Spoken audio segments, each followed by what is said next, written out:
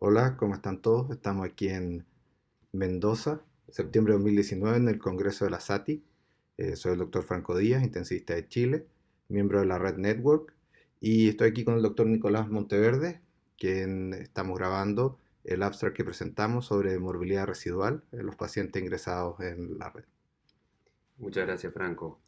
Bueno, yo soy Nicolás Monteverde, soy pediatra intensivista de Uruguay.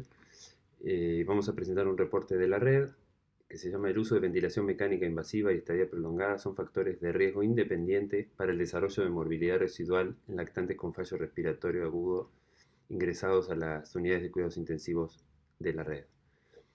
En las últimas 2 décadas, la disminución de la mortalidad y el consecuente aumento de la sobrevida de los niños asistidos en las unidades de cuidados intensivos se ha asociado con un deterioro de su estado funcional, por ejemplo, en la dependencia de oxígeno o en la utilización y dependencia de dispositivos artificiales o deterioro de su calidad o capacidad cognitiva, por ejemplo, entre otros. Nuestras unidades, donde la principal causa de ingreso son los pacientes con fallo respiratorio agudo durante los meses de epidemia, pacientes que hoy en día presentan una baja mortalidad, quisimos investigar la incidencia y factores de riesgo de desarrollo de morbilidad residual en estos pacientes. En la red tenemos un registro continuo de pacientes con fallo respiratorio de 36 UCIP de 9 países latinoamericanos. En la base de datos de la red realizamos un análisis retrospectivo de las variables de interés de los niños que ingresaban con criterio de fallos respiratorios a la SUSIP a lo largo de 10 meses, que fue de enero a octubre de 2018. Para medir la morbilidad residual incorporamos la escala de valoración del estado funcional desarrollada por Pollack y colaboradores, publicada en Pediatrics en 2009. Esta escala incluye una evaluación de 6 dominios que debe ser preguntada a sus cuidadores o específicamente a sus padres o cuidadores, que resulta en un mínimo de 6 puntos de mejor resultado y un máximo de 30 puntos con un peor resultado funcional. Y se definió cuando esta escala cambia para un deterioro de una nueva morbilidad, un nuevo cambio significativo en el estado funcional, definido como un cambio de 3 puntos en esta escala, medidas al ingreso y al egreso de la UCIP. En el periodo de estudio ingresaron 1.029 pacientes, 32 fueron excluidos por falta de registros completos y quedaron finalmente 997 pacientes con los registros completos medidos al ingreso y al egreso de su valoración funcional.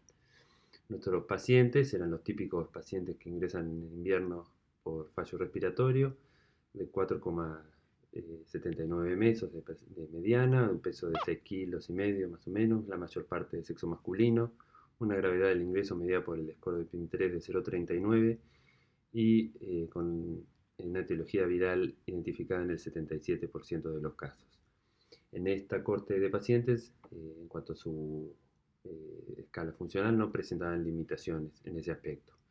Estos pacientes recibieron en el 36% ventilación mecánica invasiva, en el 44% oxígeno de alto flujo y en el 20% restantes ventilación invasiva, sea CPAP o BiPAP respectivamente. En cuanto a nuestros resultados, encontramos aquí en el gráfico de la izquierda, podemos ver un aumento significativo del score en la escala funcional medida al ingreso y al egreso. Y a la derecha podemos ver la distribución por grupo, en el análisis por grupos, que este aumento se dio en un rango leve, donde estos 31 pacientes que encontramos de los 997 con un cambio en su estado funcional o una identificación de la movilidad residual según la definición que habíamos considerado de aumento de 3 puntos. Al comparar estos dos grupos, de estos 31 pacientes que presentaron morbilidad residual, en estos pacientes recibieron en mayor medida ventilación mecánica invasiva y tuvieron un mayor PIM3 medido al ingreso de la UCI. Además, en cuanto a los resultados clínicos, al comparar los dos grupos, los pacientes que presentaron una movilidad residual tuvieron complicaciones asociadas a la ventilación mecánica invasiva, infección nosocomial y mayor estadía en la UCI en forma significativa. Cuando se hizo realizamos el estudio multivariado, mostró que el uso de ventilación mecánica invasiva y la estadía en la UCIP fueron factores independientes de desarrollo de morbilidad residual luego del alta de la unidad. En este periodo de estudio no hubieron fallecidos. Las limitaciones de este estudio es que la morbilidad residual fue medida únicamente al egreso de la UCIP y no al alta del hospital. Es una escala que todavía no está validada al idioma español, en una corte con pacientes de fallo respiratorio agudo que en sí tienen una baja mortalidad. En estos pacientes aún la morbilidad residual fue baja, pero logramos identificar dos variables que se asociaron en forma independiente con su desarrollo, lo que nos permite identificar grupos de riesgo donde la implementación de intervenciones de rehabilitación temprana de carácter prevenible, ya sea para evitar o minorar su aparición, son necesarias.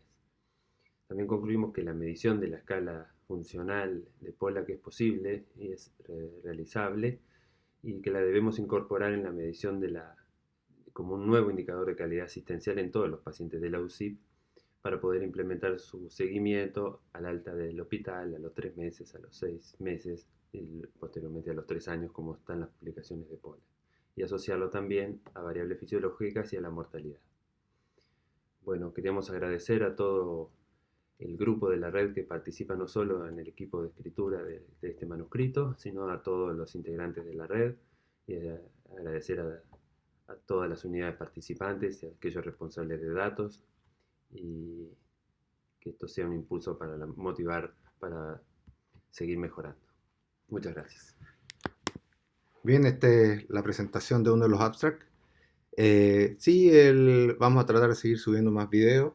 Por supuesto, si tienen preguntas, lo pueden enviarnos un correo a la red o entrar al blog de nuestra página, que es www.la-red.net.